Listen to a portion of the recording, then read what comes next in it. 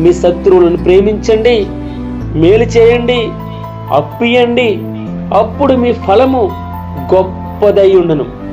మీరు సర్వోన్నతిని కుమారులైందురు. ఆయన కృతజ్ఞత లేని వారి ఎడలను, దుష్టుల ఎడలను ఉపకారి అయినాడు.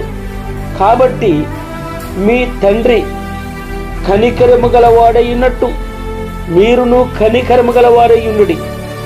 మీరు తీర్పు తీర్చుకుడి, అప్పుడు మిమ్మును గూర్చి తీర్పు తీర్చబడదు. నేరము మోపకుడి, అప్పుడు మీ మీద నేరము మోపబడదు. క్షమించుడి, అప్పుడు మీరు క్షమింపబడదు. ఇయ్యుడి, అప్పుడు మీకు ఇయ్యబడును. భగవంతుడు చెప్పే మాట అణచి కుదిలించి దిగజారునట్లు నిండు కొలతను మనుషులు మీ ఒడిలో కొలుతురు. మీరు ఏ కొలతతో కొలుతురో ఆ కొలతతోనే మీకు మరలా కొలవబడినని భగవంతుడు సెలవిస్తున్నారు.